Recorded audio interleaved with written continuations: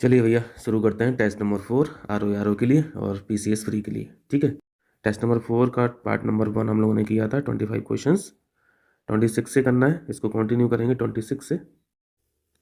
देखें 26, ये देखो 26 जो क्वेश्चन है ये अपने आप में बहुत बड़ा टॉपिक है यार, है ना।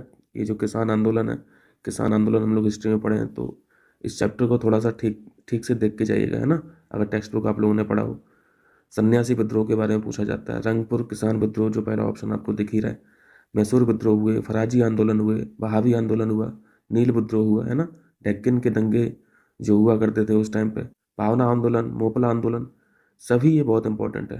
ठीक, वजह बस एक ही रहती थी, ईस्ट इंडिया कंपनी, लगान, राजस्व, है ना। और ईस्ट इंडिया कंपनी के जो ठेकेदार हुआ करते थे जिन्हें राजस्व ठेकेदार बोलते थे, या फिर दूसरी भाषा में जमींदार बोल लीजिए। ठीक है, जमींदार ये काम किससे कराते थे? किसानों से। मतलब एक्चुअली जो खेत पर काम करता था वो किसान करता था, इनकी भूमि नहीं रहती थी, किसानों की भूमि नहीं थी, ये भूमिहीन किसान थे। और उसी भूमि पर किसान जो फसल उगाता था उस फसल पर ये टैक्स वसूलते थे जमींदार लोग। किसके बिहाफ पे? ईस्ट इंडिया कंपनी के बिहाफ पर। क्लियर? तो मेन रीज़न यही रहता था, जो भी किसान आंदोलन हुए आप देखेंगे सभी किसान आंदोलन किस वजह से हुए, मेन रीज़न यही हुआ करता था, ज़्यादा राजस्व इकट्ठा करना और फसलों को नष्ट कर देना, मारना पीटना, कोड़े मारना, फसलों को जला देना, घर जला देना, इस तरीके से जो लगान नहीं दे पाता था या फिर राजस्व नहीं दे पाता था उस किसान के साथ इस तरीके से ट्रीट किया जाता था इन राजस्व ठेकेदारों के द्वारा। जैसे पहला विद्रोह ये रंगपुर का विद्रोह है, इसको रंगपुर किसान विद्रोह के नाम से भी जाना जाता है, 1783। ठीक है, 1783 ये जगह है वेस्ट बंगाल की। रंगपुर ये जगह है वेस्ट बंगाल की। यहाँ पे भी वही रीज़न हुआ करता था, राजस्व ठेकेदार यहाँ पे किसानों को पीटते, कोड़े मारते थे, उनके घर जला देते और फसलें नष्ट कर देते थे। यहाँ पे जो राजस्व ठेकेदार था उसका नाम था देवी सिंह। देवी सिंह को हायर किए थे ईस्ट इंडिया कंपनी वाले इस रीज़न में। ये कलेक्ट करता था लगान को। ठीक, यही फिर परेशान करता था जो रियल किसान हुआ करते थे, पीजेंट हुआ करते थे। और यहाँ पे फिर नेता उभर के कौन आया था? यहाँ पे धीरज नारायण, जो आपको सेकंड ऑप्शन में दिख रहा है, धीरज नारायण। फिर इनकी लीडरशिप में यहाँ पे ग्रुप बनाया गया किसानों का और फिर आगे कार्रवाई हुई। कार्रवाई का मतलब वही सरकारी अधिकारियों के जो फसल भंडार हुआ करते थे, भंडारों को लूटना, हमला करना, है ना, ये सब चीज़ें। तो रंगपुर विद्रोह यहाँ पे धीरज नारायण हो जाएंगे, 1 और 2 हो जाएगा। दूसरा ऑप्शन आपको पावना विद्रोह दिख रहा है। टाइम फ्रेम सबका याद रखना है, ठीक है। 1873 से 1876, 1873 से 1876। कभी कभी क्रॉनिकल ऑर्डर भी पूछता है। इसका मतलब है कि पावना विद्रोह जो है वो रंगपुर विद्रोह से पहले यहाँ पर एक्टिव हो चुका था, है ना। क्योंकि यहाँ पर रंगपुर विद्रोह का आप टाइम देख रहे हैं 1783 और पावना का देख रहे हैं 1873।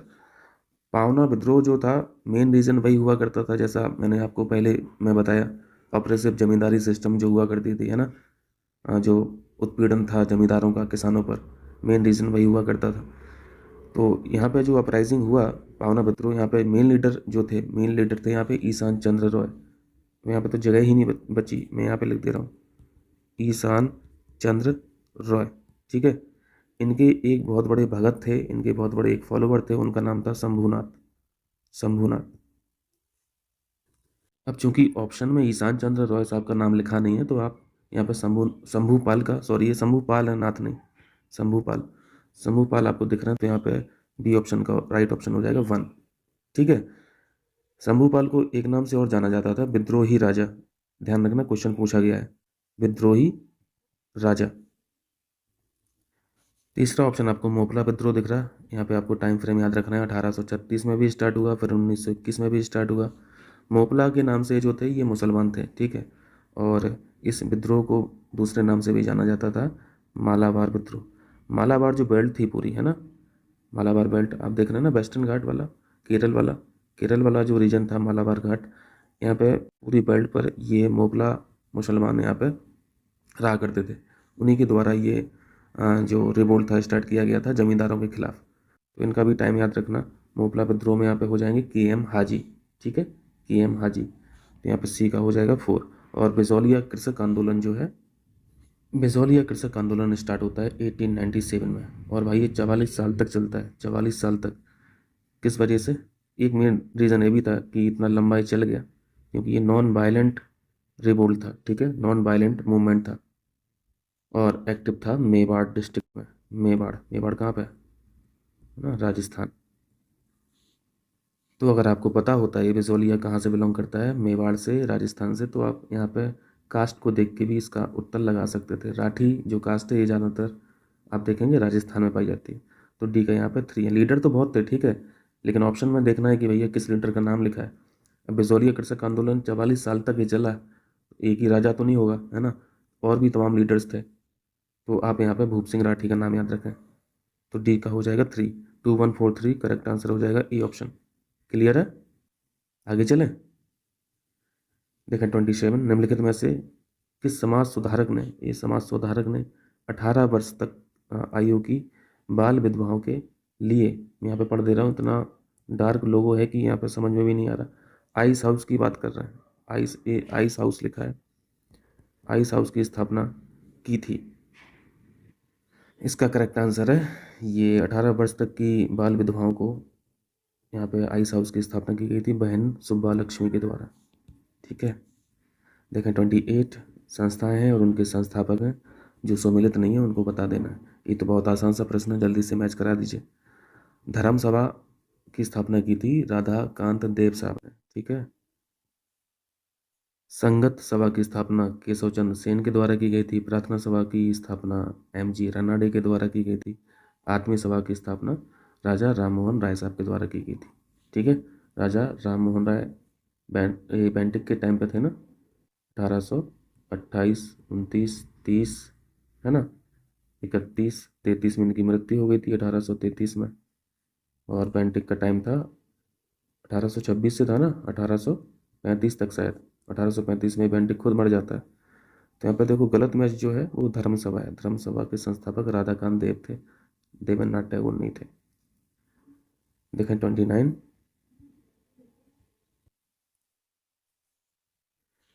इस क्वेश्चन में एक्ट है और उस टाइम पे गवर्नर जनरल कौन था या फिर वाइसरॉय कौन था ये मिलाना है। अगर आपको टाइम सभी का याद है तो आप वैसे ही लगा ले जाएंगे, है ना।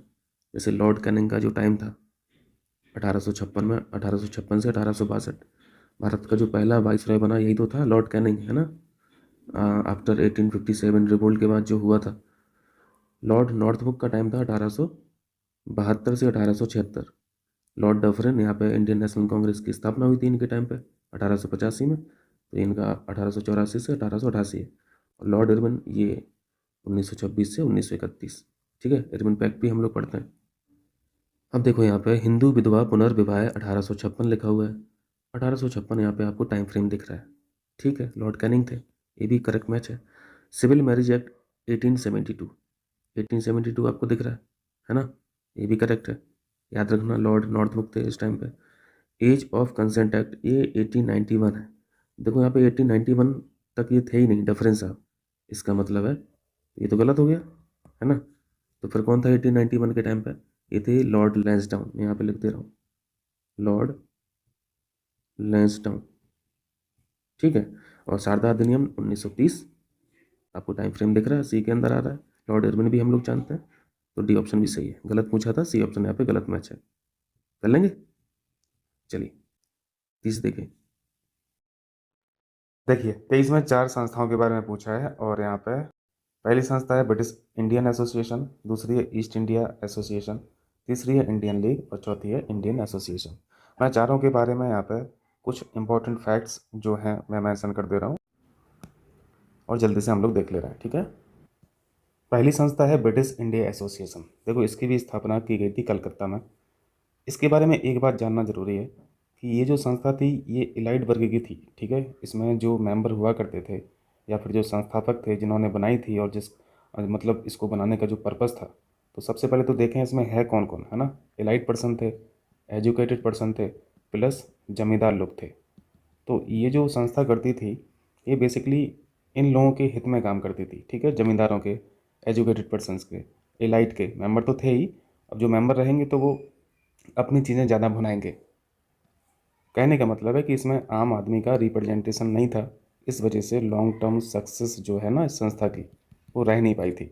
और साथ में ये भी सीखें कि ये जो ब्रिटिश इंडियन एसोसिएशन बनी थी 1851 में, ये दो संस्थाओं को मर्ज करने के बाद बनी थी। संस्था हम लोग पढ़ते रहते हैं, ये क्वेश्चन पूछा भी गया था पीसीएस प्री में 2024 में।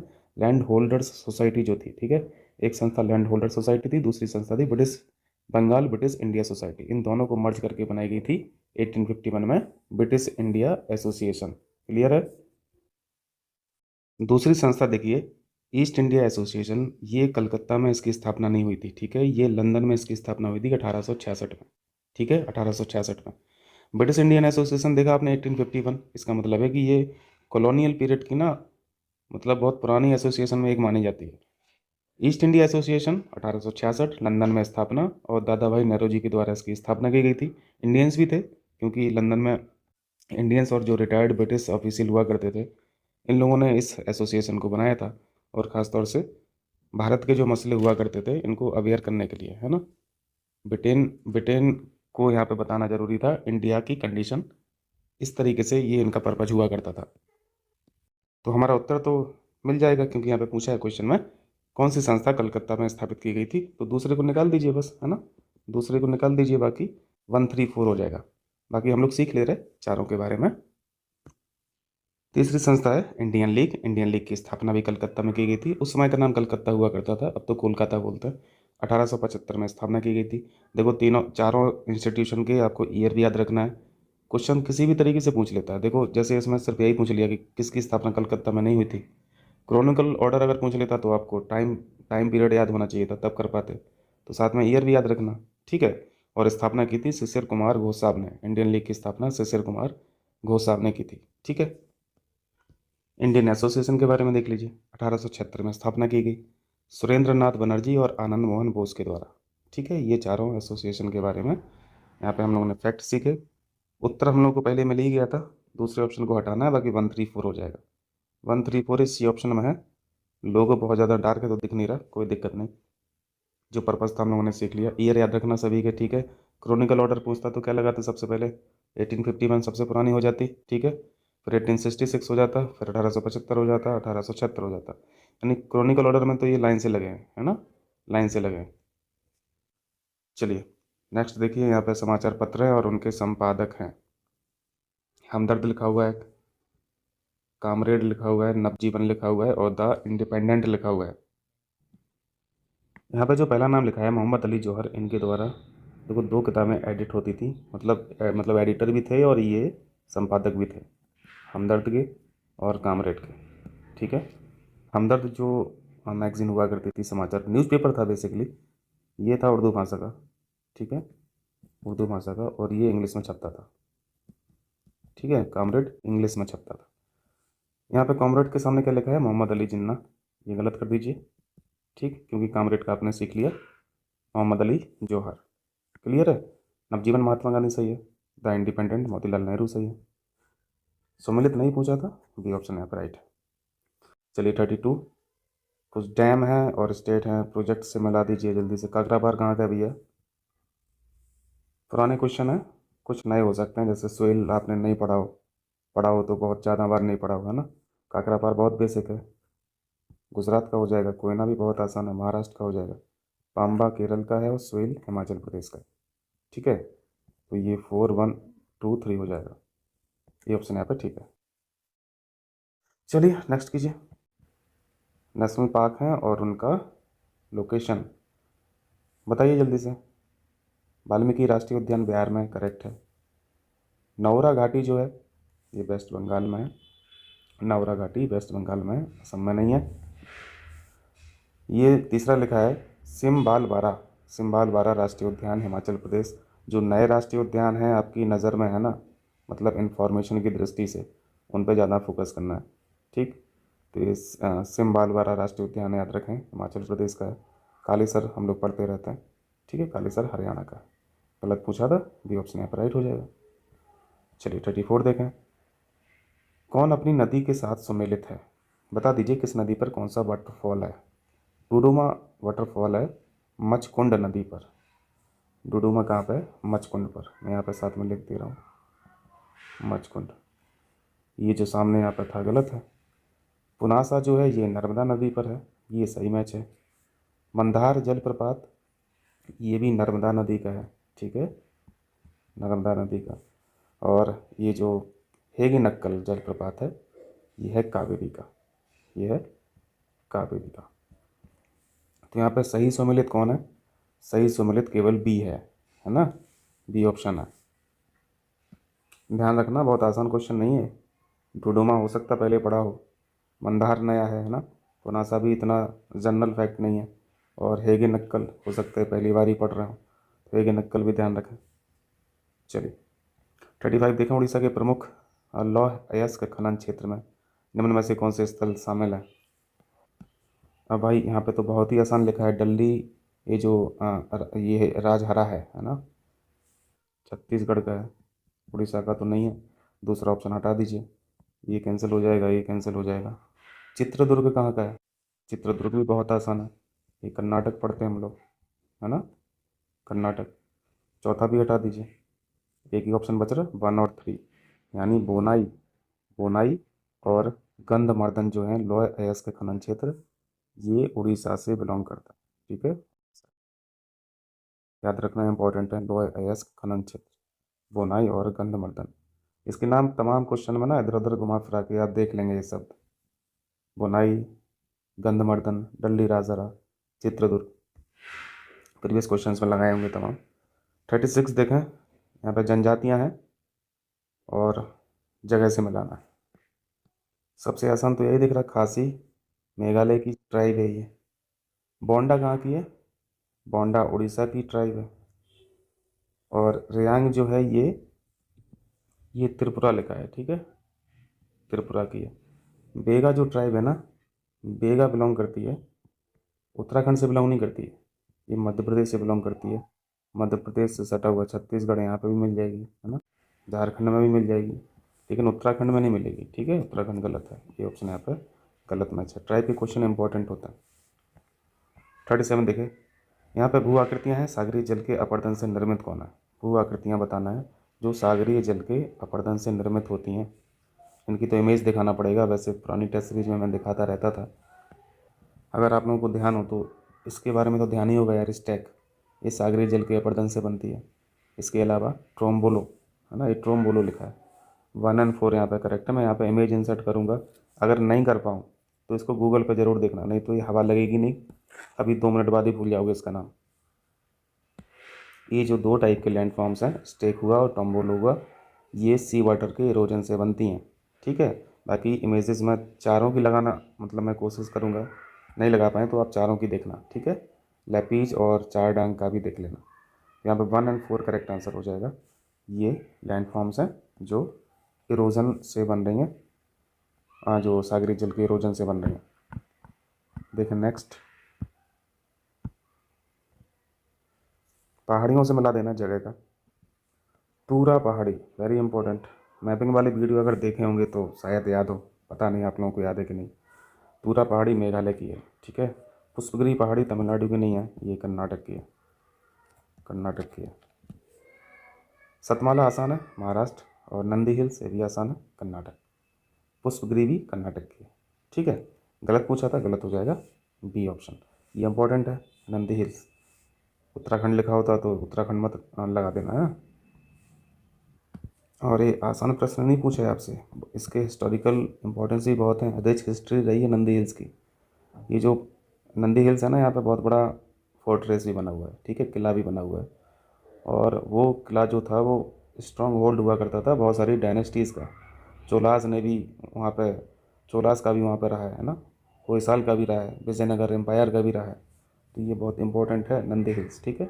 नंदी दुर्ग भी बोलते हैं इसे, नंदी दुर्ग, नंदी दुर्ग बना है मतलब नंदी हिल्स पर, और अब तो बहुत बड़ा टूरिस्ट प्लेस है, ठीक है। चलिए 39 देखें, पहली घाटी का नाम लिखा है लोयर घाटी। लोयर मैं यहाँ पर लिख दे रहा हूँ, अगर ना दिख रहा हो तो। लोयर घाटी ये फ्रांस की है, ठीक है, ये फ्रांस में है। किंग घाटी ये ऑस्ट्रेलिया की है, ठीक है, ऑस्ट्रेलिया की। और सीक्रेट घाटी जो है ये पेरू की है, ये पेरू की है। और बांडा, ये जो बांडा नहीं सॉरी, बाडा, बाडा घाटी इंडोनेशिया की है। तो इसको पॉज कर लेना और सीख लेना। लोयर घाटी फ्रांस, किंग घाटी ऑस्ट्रेलिया, सेक्रेड घाटी पेरू, बाडा घाटी इंडोनेशिया। चलिए, यहाँ पे क्या है, कौन अपने निवास स्थल से संबद्ध नहीं है। ये ट्राइब के नाम लिखे हैं। ट्राइब के क्वेश्चन मैं पहले भी बोल चुका हूँ, बहुत इंपॉर्टेंट होता है। और अगर इस टॉपिक में दिक्कत हो रही हो ना, तो इसको टेक्स्ट बुक से एक बार पढ़ लीजिए। जितनी भी ट्राइब्स हैं एक बार फिर से आप रिवाइज करेंगे मैप वगैरह के साथ, तो थोड़ा आसान हो जाएगा। ज़रूरी नहीं है कि सारी ट्राइब्स हमें याद हो जाएं, लेकिन बार बार रिवाइज करने से रिजेक्शन करने में आसानी हो जाती है ना। अगर दो भी आ जाते हैं तो आसान हो जाता है प्रश्न।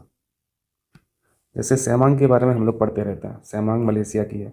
जुलू भी पढ़ते रहते हैं, ये दक्षिण अफ्रीका की है। ये बड़ा अच्छा डांस करते हैं, अगर देखा हो आप लोगों ने वीडियो पे यूट्यूब पे, जुलू। एक जॉली डांस होता है, ZZOULI, जॉली डांस। कभी समय मिले तो देखना, ठीक है। और ये बताना ये कौन सी ट्राइब करती है, ठीक। क्वेश्चन एक बार पूछा गया था। जॉली डांस बहुत फेमस है और दुनिया का सबसे कठिन डांस है, टफेस्ट डांस ऑफ वर्ल्ड। और ये जो नूबा ट्राइब है, नूबा ट्राइब, ये साउथ सूडान की है, ये भी सही है। लेकिन ये जो सामी है, आपको ध्यान रखना है, सामी ट्राइब इंडोनेशिया की नहीं है। ये नार्डिक कंट्रीज़ की ये ट्राइब है, ठीक है। ये नॉर्वे की ट्राइब है। नॉर्वे में मिल जाएगा, बगल में स्वीडन है तो स्वीडन में भी मिल जाएंगे, है ना, ठीक है। तो इंडोनेशिया यहाँ पे गलत हो जाएगा, बी ऑप्शन यहाँ पे गलत मैच है। कर लेंगे। चलिए 41 देखें। संविधान सभा में, नहीं संविधान सभा ने मई 1952 में प्रथम निर्वाचित संसद के निर्माण तक भारत की अंतरिम संसद के रूप में काम किया, ठीक है। इसका अस्तित्व कब समाप्त हुआ। ये हम लोग जानते हैं कि जो हमारी संविधान सभा थी, यही संसद है ना, यही संसद थी, यही संसद थी। और ये कब तक एक्टिव रही थी, 17 अप्रैल 1952, ठीक है। यहाँ से इसका अस्तित्व खत्म हो गया था, फिर प्रॉपर पार्लियामेंट यहाँ पर बन गई थी। डी ऑप्शन यहाँ पर राइट है। ये अच्छा क्वेश्चन है, ध्यान रखना। चलिए 42 देखें। एक सामान्य मानवीय आंख निम्नलिखित में से किस तरंगदैर्ध्य के प्रकाश को स्पष्ट रूप से देख सकती है। वेवलेंथ पूछ रहे हैं, वेवलेंथ की रेंज क्या है। अब भाई आंख कौन से स्पेक्ट्रम को देख पाती है, ये तो हम लोग जानते हैं ना। कौन से स्पेक्ट्रम को देख पाती है, बताइए जल्दी। दृश्य प्रकाश को ना, दृश्य प्रकाश को। स्पेक्ट्रम तो पढ़े होंगे। दृश्य प्रकाश की रेंज क्या होती है, रेंज होती है 390 नैनोमीटर से 750 नैनोमीटर तक। डी ऑप्शन यहाँ पे राइट है। मतलब इस रेंज का प्रकाश, इस वेवलेंथ की रेंज का प्रकाश को हमारी आई देख सकती है। इसको इलेक्ट्रोमैग्नेटिक रेडिएशन भी बोल सकते हैं। स्पेक्ट्रम एक्चुअली है क्या, ये अलग अलग प्रकार के इलेक्ट्रोमैग्नेटिक रेडिएशन ही तो है, ठीक है। चलिए, ये एनवायरनमेंट का क्वेश्चन है। यहाँ पे प्रजातियाँ हैं और उदाहरण है। पहला ऑप्शन है की स्टोन। इसके बारे में तो पढ़े हो गया पर्यावरण में, है ना। इसमें तो मुख्य परीक्षा पर क्वेश्चन भी पूछा जाता है की स्टोन पर। की स्टोन से नाम से तो सेंस मतलब हम लगा सकते हैं कि भाई ये जो होती होंगी प्रजातियाँ, ये बड़ी काम की होती होंगी, है ना, या फिर इनका बहुत बड़ा महत्व है। की स्टोन से तो भाई कुछ कुछ समझ में आ रहा है। हाँ तो भाई मतलब होता भी है। ये क्या है, ये फाउंडेशन ट्राइब, सॉरी ट्राइब बोल रहे हैं, प्रजातियाँ, स्पीसीज बोलना चाहिए, ठीक है। जानवरों में ट्राइब नहीं बोलते हैं, स्पीसीज बोलता है। ये फाउंडेशनल स्पीसीज होती हैं। फाउंडेशनल का मतलब क्या होता है कि भैया जो कुछ शुरुआत होगी इन्हीं ट्राइब्स के बुनियाद पर होंगी, यही ना मतलब हुआ फाउंडेशन स्पीसीज का। कुल मिला के कहने का मतलब है कि इनकी स्टोन प्रजातियों के बगैर ना इकोसिस्टम चल नहीं पाएगा, फंक्शन नहीं कर पाएगा। विदाउट की स्टोन स्पीसीज ये कोलैप्स कर सकता है इकोसिस्टम हमारा, ठीक है। जैसे मैं एक एग्जांपल लूँ बीज का, है ना, मधुमक्खी का। तो मधुमक्खी को की स्टोन प्रजाति क्यों बोला जा रहा है, इसके इंपॉर्टेंस आपको समझना पड़ेगा, तब समझ में आएगा कि ये की स्टोन प्रजाति क्यों है। ये की स्टोन प्रजाति इसलिए क्योंकि बहुत सारी स्पीसीज के सर्वाइवल के लिए बी का बहुत बड़ा रोल है ना। मधुमक्खियों का बहुत बड़ा रोल है, फूड चेन में बहुत बड़ा रोल है। और सबसे बड़ा इंपॉर्टेंस हम लोग जानते हैं पॉलिनेशन का। पॉलिनेशन के बिना तो भैया कुछ पॉसिबल ही नहीं है ना। रिप्रोड्यूस कैसे होगा, सीड्स कैसे प्रोड्यूस होंगे, है ना, बायोडाइवर्सिटी मेंटेन कैसे होगी।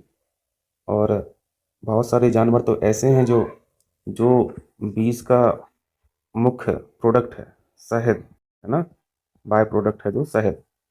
तो शहद खाने वाले बहुत सारे जानवर होते हैं, शहद नहीं बनेगा तो वो जानवर एक छोटी सी स्पीसीज मर जाएगी।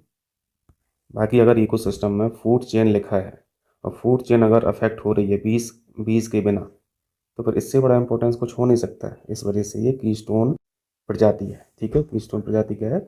मधुमक्खी। और ये जो फ्लैगशिप स्पीसीज होती हैं, ये ज़्यादातर बायोडाइवर्सिटी को प्रोटेक्ट करने के लिए इनको चुना जाता है। ठीक है, जैसे आवास का मुद्दा हो या फिर अभियान का मुद्दा हो, किसी पर्यावरणीय अभियान का मुद्दा हो, है ना, इनको आइकन के रूप में भी डिजिग्नेट करते हैं। जैसे जाइंट पांडा है, जाइंट पांडा इसको फ्लैगशिप स्पीसीज के अंतर रखा गया है। विशाल पांडा के साथ साथ अगर यहाँ पर बंगाल टाइगर भी लिखा होता तब भी वो फ्लैगशिप स्पीसीज में आता, लेकिन यहाँ पर सिंपल बाघ लिखा है। बाघ फ्लैगशिप स्पीसीज में नहीं आता, ये अम्ब्रेला कैटेगरी में आता है। ठीक है, और ये जो इंडिकेटर है, संकेतक है, ये क्रेफिश है। क्लियर है?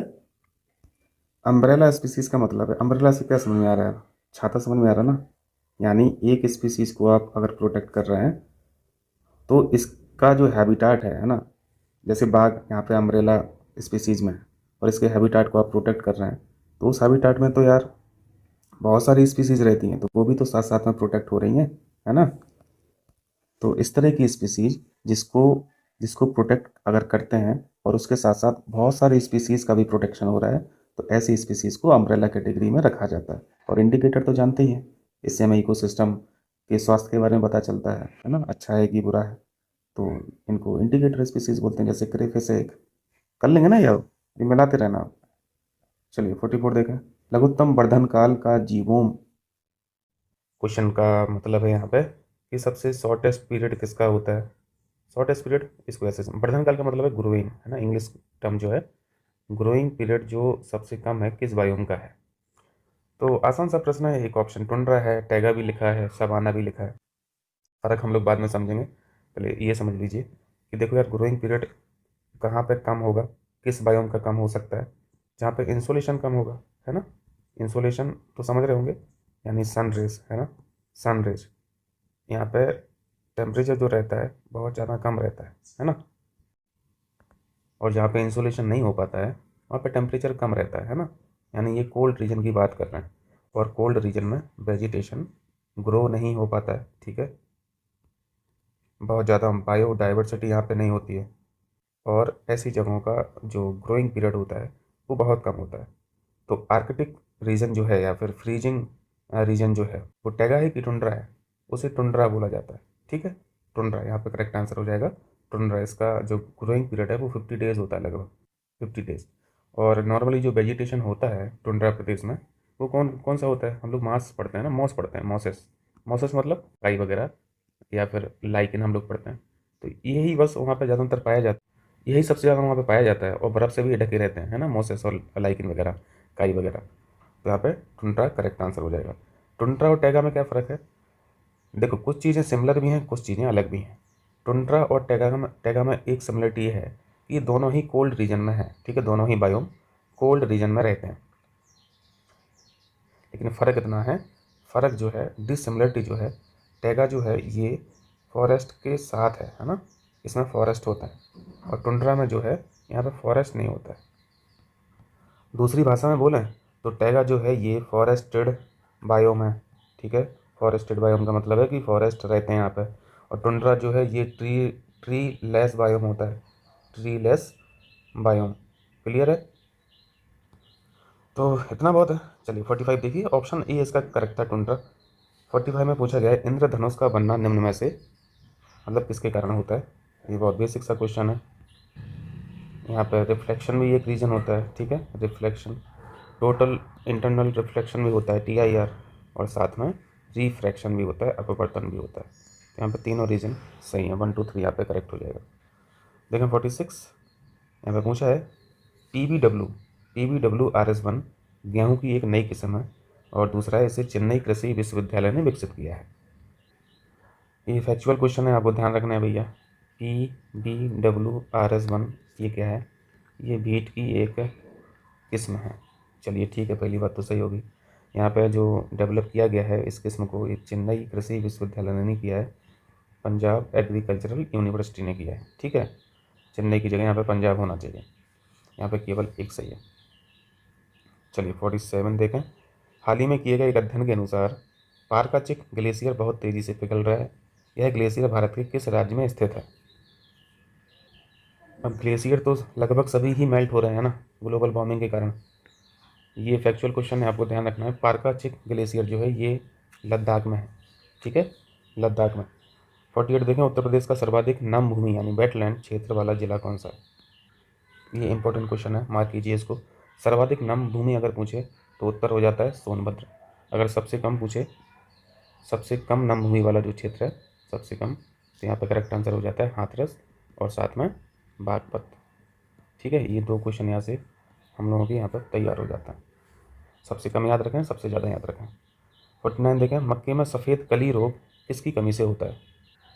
इंग्लिश में बोलते हैं वाइट बड डिजीज़। ठीक है, वाइट बड डिसीज़। हम लोगों ने PCS प्री 2024 जो हुआ था उससे पहले डिजीज़ वाला एक वीडियो किया था, उसमें ये सारी चीज़ें डिस्कस की गई थी। वाइट बड डिसीज़ जो है मक्के में, तो पहली बात तो ये सीख लीजिए कि ये जो डिसीज़ होती है मक्के में होती है ना। पहला फैक्ट तो ये हो गया, वाइट बड डिसीज़ जो है वो मक्के में होती है और कमी हो जाती है जिंक की। ठीक है, जस्ता, ये ऑप्शन यहाँ पर राइट है। 50 देखें। निम्नलिखित में से वह कौन सी मृदा है, सॉइल है, जो लोहे की अधिकता होने के कारण अनुर्वर हो जाती है? ये भी बहुत ही आसान सा क्वेश्चन है यार, हम लोगों ने अच्छे से पढ़ा है लेटेराइट सॉइल के बारे में, है ना। लेटेराइट सॉइल के बारे में क्या पढ़ते हैं, ये कैसे बनती है? ये लीचिंग प्रोसेस से बनती है। बहुत ज़्यादा लीचिंग हो जाती है सॉइल की, और लीचिंग होती कैसी है? एक्सेस रेनफॉल के कारण। एक्सेस रेनफॉल के कारण यहाँ पे कुछ भी बचता नहीं है, सब पानी के साथ बह जाता है। कुछ भी नहीं बचने का मतलब है कि जो ऑर्गेनिक एलिमेंट रहते हैं ना वो सब खत्म हो जाते हैं। बचता क्या है? बचता है आयरन। ऑर्गेनिक एलिमेंट का मतलब नाइट्रोजन हो गया, पोटास हो गया, है ना। ये सारी चीज़ें जो सॉइल को फर्टाइल बनाने में मदद करते हैं, ये सारे एलिमेंट पानी के साथ बह जाते हैं, यानी लीचिंग हो जाता है। लेकिन लेटेराइट सॉइल में आयरन की बहुत ज़्यादा अधिकता होती है, तो सिर्फ आयरन से तो काम चलेगा नहीं। जो पोषक तत्व हैं सॉइल के वो तो ये सब है, नाइट्रोजन है, पोटास वगैरह है ना, NPK जो हम लोग पढ़ते हैं। तो ये सब जब नहीं रहेगा तो फिर वो इनफर्टाइल हो जाएगी। तो ऐसी विशेषता लेटेराइट के पास होती है। ठीक है, आयरन की अधिकता है और यहाँ पे ऑर्गेनिक एलिमेंट जो है वो नहीं रहता है। ध्यान रखिएगा। लेटेराइट डिस्ट्रीब्यूशन हम लोग कई बार पढ़े हैं, आप देखेंगे तो ये जो वेस्टर्न घाट है ना, वेस्टर्न घाट का पश्चिमी ढाल जो है, यहाँ पर चूँकि रेनफॉल ज़्यादा होती है, और यहाँ पे आप देखेंगे लेटेराइट का अच्छा खासा डिस्ट्रीब्यूशन है। महाराष्ट्र में देखेंगे, गोवा में भी देखेंगे, केरल में भी देखेंगे। ठीक है, चलिए 51 देखें। यहाँ पे वाटरफॉल है, मिला दीजिए जल्दी से। दुदुमा जो है, दुदुमा वाटरफॉल है उड़ीसा का। ठीक है, ये उड़ीसा का वाटरफॉल है। बरकना, कना से कर्नाटक याद रखें। ठीक है, ये कर्नाटक याद रखें, बरकना का कर्नाटक हो जाएगा। थालियार ये तमिलनाडु में है, थालियार तमिलनाडु में, और बाजाचल ये केरल में है। ठीक है, ये केरल में। तो दुदुमा का उड़ीसा हो गया 4, थालियार का तमिलनाडु हो गया 3, बरकना का कर्नाटक हो गया 1, और बाजाचल का केरल हो गया 2। 4 3 1 2, बी ऑप्शन यहाँ पर राइट है। क्लियर। चलिए, भारत में पाई जाने वाली निम्नलिखित में से कौन सी मृदा कपास उत्पादन से संबंधित है? बहुत आसान सा ये प्रश्न है ना। ब्लैक सॉइल पढ़ते हैं हम लोग, ब्लैक सॉइल, सी ऑप्शन यहाँ पर राइट। ब्लैक सॉइल की एक खूबी है WRC। WRC का मतलब है water retention, water retention capacity. इसका मतलब समझ में आ रहा? वाटर रिटेंशन कैपेसिटी का मतलब है वाटर होल्डिंग कैपेसिटी। अब तो समझ रहे हैं, वाटर होल्डिंग कैपेसिटी यानी नमी बनी रहती है, नमी काफ़ी दिनों तक बनी रहती है, अच्छे खासे समय में ये नमी ख़त्म नहीं होती है ब्लैक सॉइल के अंदर। ठीक है, और किसी मिट्टी के अंदर नमी बनने का मतलब समझ रहे हैं ना भाई। नमी को इंग्लिश में क्या बोलते हैं? मॉइस्चर बोलते हैं ना। मतलब पानी के कण हैं मिट्टी के अंदर, पानी के अगर कण हैं तो जो सारे न्यूट्रिएंट्स हैं ना, नाइट्रोजन हुआ, फास्फोरस हुआ, और ये पोटेशियम वगैरह हुआ, ये भी उसी में उपस्थित हैं। ये भी अगर उपस्थित हैं तो फिर इसका मतलब क्या हो गया? ये ज़मीन जो है, ये सॉइल जो है, ये बहुत फर्टाइल है।